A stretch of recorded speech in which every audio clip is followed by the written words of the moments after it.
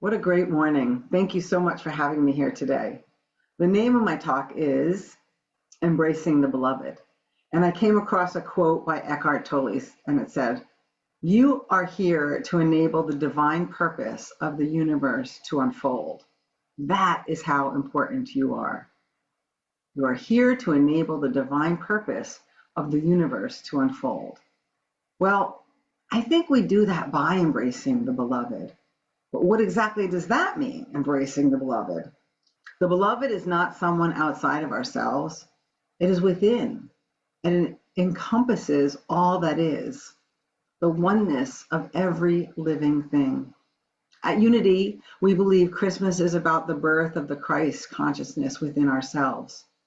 So this talk is about embracing the beloved within ourselves. Today is the first day of Advent.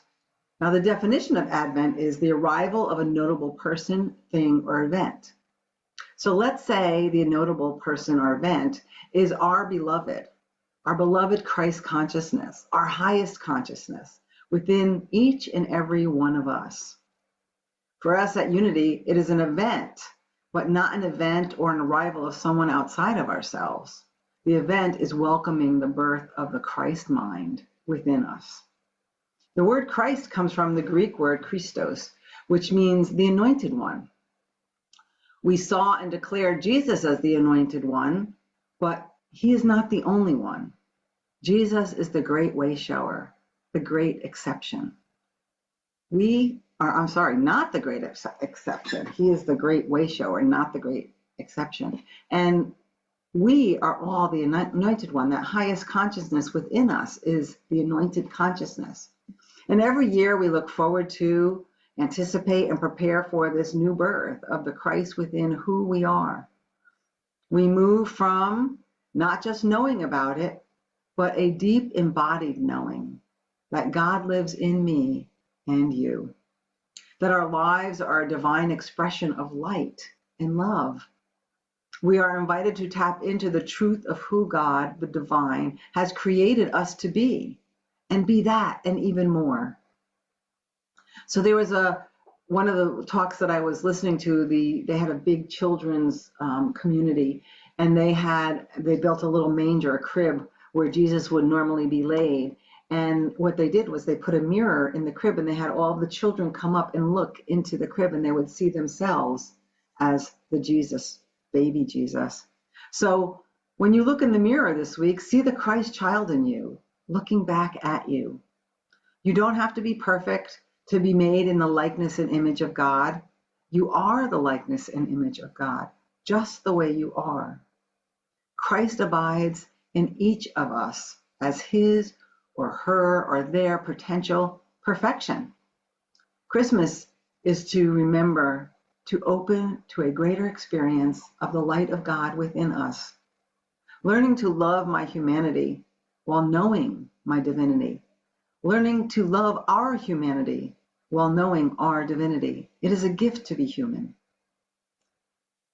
What can we do to invite and intend to act from the Christ mind that lives in each of us? During Advent, each week, we are preparing a new practice. This week, the first week of Advent, is intending and living from hope and faith. So how do we do that? The Daily Word says, the first week gives us a time to reflect more deeply on what we hope for and what we affirm in our lives. Hope is a seed, a possibility. Our divine faculty of imagination allows the seed of hope to sprout. Nurtured by faith, that seed takes root and grows from I hope to I believe. To gain the new life that we desire, we must surrender the old life that causes us pain. Faith requires we step into an uncertain future and trust that we will be okay. The thing is, we do that already, stepping into an unknown future. Because if we think we know what's going to happen a minute from now, we're delusional because we don't have that kind of control. Control is an illusion. Anything can happen in a minute from now. So I'm talking about faith in the process of life itself, that is seeking to live in and through and as you, as freedom and power and joy and peace, well-being and wholeness. That is where we put our faith and our trust. How many of you have gotten something in your life that you did not want, that you did not foresee or plan? Anyone? And then that thing that was so uncomfortable, that was so disruptive, or you were so afraid that it was going to happen, and then it did happen, it became the turning point in your life. It opened a new chapter of life for you. I know I've had that experience more than once. Now I choose to let go and let God, probably around my 10th attempt to figure it out, instead of waiting until the 50th attempt when I'm exhausted and, oh my God, I can't do this. Let me let it go. And you know what? That letting go and letting God is always my last choice. And it's always the best choice. And it's always the simplest choice, not necessarily the easiest choice. I truly look forward to the day I make faith and letting go as my first choice. I can do that in easy things, but not necessarily in the big life challenges. I realized first I hoped it would never happen. Then I hoped God would help me. Now I have faith that through the Christ consciousness within me and within each of us, I and we can help ourselves. I have faith I can create the life I want through the power of my feelings and thoughts. Let us start our Advent journey with the words, I believe and embrace the hope and faith of the beloved. I believe and embrace the hope and faith of the beloved. When we choose to live from faith, when we choose to surrender our lives over to the will of life itself, the highest mind and the heart of God, we will be given an opportunity to overcome all obstacles and be the people we came here to be. Yep, you'll be disturbed at first, but you will overcome and then be astounded or in awe. Life or your perspective will be working in your favor. When we surrender into oneness, we are in harmony with everything, and we are moving in divine harmony. And we will experience the hope and glory of God. We are asked to let go of old patterns, to be the best version of God, of the beloved, the Christ mind we came here to be.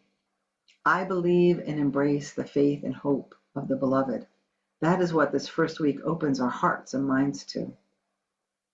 So that's what you're going to focus on this week. But then next week, the second week, is asking us to notice living from peace, and the peace that surpasses all understanding, the beloved peace that lives in me now. In the Daily Word, peace says, we begin the second week of Advent by affirming peace for myself and all beings and letting the peace of God flow through me. Peaceful living means calm, even in the middle of chaos. We rely on the peace of God that resides within to promote calm in my life, my home, and my world. Prayer helps us to stay centered in peace, affirming peace in every heart. I move through this day affirming kindness and compassion. We give the gift of peace as we let it flow from our hearts, like ripples in a lake, sustaining each person in concentric circles of tranquility and goodwill. That sounds so good. The third week is noticing and living from love. Knowing love is all there is and living from that place. The Bible says with Paul in 1 Corinthians 13:13, so now faith, hope, and love abide, these three, but the greatest of these is love. Love is the greatest of the spiritual blessings. And the Daily Word says we can express love in moments of unconditional appreciation for all people. The more I look for reasons to share my love, the more I will find. In the book, The Prophetess, we are actually here on this earth for the great work of love. Love is what breaks us open. It is the destroyer of every small self as it calls us forth into all we are destined to be. Love is the deepest law of the universe. I found something written by Stephen Levine to help us know what to expect when we are truly wanting to embrace this part of the beloved. or dropping in on a person trying to install new software on their emotional hard drive. Tech support answers the phone and says, "How can I help you?" The customer says, "Well, after much consideration, I've decided to install Love. Can you guide me through the process?" Tech support says, "Yes, I can help you. Are you ready to begin?" The customer, "Well, I don't know if I'm any good at this, but I think I'm ready. What do I do?" Tech support says, "The first step is to open your heart. Have you located it?" "Yes, but there are several other programs running now. Is it okay to install Love while they are running?" Tech support, "What are the programs that are running?" "Let's see. I have past hurt, low self-esteem, grudge, and resentment all running right now." Tech support, "No problem. Love will gradually erase past hurt from your current operating system. It may remain in your permanent memory, but it no longer will interfere with other programs. Love will eventually override low self-esteem and with a module of its own called high self-esteem. However, you have to completely turn off grudge and resentment. Those programs prevent Love from being properly installed. Can you turn those off?" Customer, "I don't know how to turn them off. Can you tell me how?" Tech support, "With pleasure. Go to your start menu and invoke forgiveness. Do this as many times as necessary until grudge and resentment have been completely erased." Okay, done. Love has started installing itself. Is that normal? Yes, but remember, you have only the base program. You need to begin connecting to other hearts in order to get upgrades. Customer, "Okay. Oops, I have an error message already. It says error program will not run on external components. What should I do?" Tech support, "Don't worry. It means that the Love program is set up to run on internal hearts, but has not yet been run on your heart. In non-technical terms, it simply means you have to love yourself before you can love others." Customer, "So what should I do?"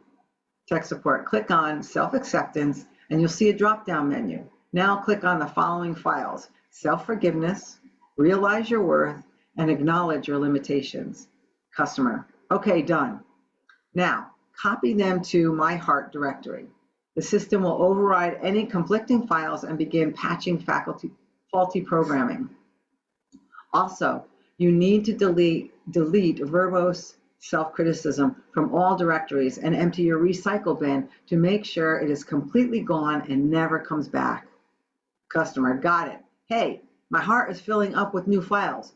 There's a big smile on my monitor and peace and contentment are copying themselves in my heart." Tech support, "That's normal. So you have successfully installed Love. One more thing before we hang up. Love is shareware. Be sure to give it and its various modules to everyone you meet. They will in turn share it with others and return some cool modules back to you." Customer, "Thank you, God. God, you're welcome always." Does any of that sound familiar? I don't know, resonated with me. I definitely need to click on that self-forgiveness. But anyway, once we get through that, we've got hope, we've got peace, we've got joy. Embracing the beloved, our final one is joy. The Advent journey leads us to joy. There's a stirring in us that calls us to rejoice. The imminent birth of the Christ is an exciting time.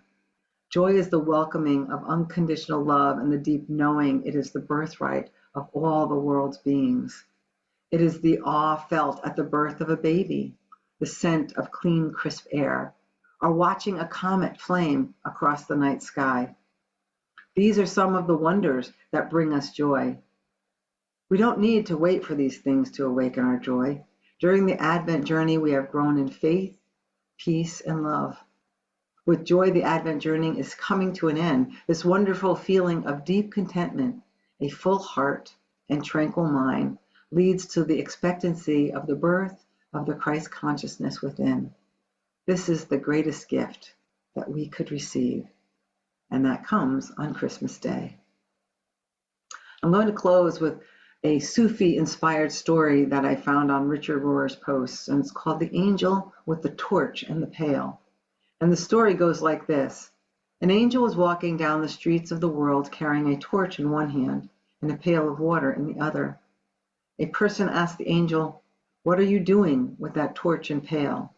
The angel said, with the torch I am burning down the mansions of heaven, and with the pail I am putting out the fires of hell. Then, and only then, will you see who truly loves God. Operating with love as the source, not fear of punishment or even promise of reward, is a radically different Christian paradigm. To do this takes an experience of love from the Infinite One. Then you are free to love others and even to truly love yourself. The most loving people I have met across the world in my lifetime of teaching and traveling all seem to know that if love is the goal, it must be love for everybody. Ladies and gentlemen, this is how to embrace the beloved during this time of Advent. I want to say thank you. I am your sister in prayer, possibility, and power. I see you, I appreciate you, and I love you. Until we meet again, know that you are blessed and a blessing. So let's take a breath. Drop into that place, that still, quiet place behind your heart. I let the Spirit of God direct me, and my life is blessed and transformed. Know that. Know that is the place where we are all one. Know that is the place where our divine light burns bright. Know that that is the connection to all that is. The place that we know that we are 100% human and 100% divine. Imagine that spot within you pulsating, exuding love from your heart, down your arms, through your hands, filling up the room, and going out into the world. Feel that warmth and connection to all that is. Feel the divine and the limitless possibilities that are you. It could be called love. It could be called divine, Christ, God, universal energy, whatever resonates with you. Let us go into the silence knowing who we really are, emanating from our hearts, that love that exudes from us.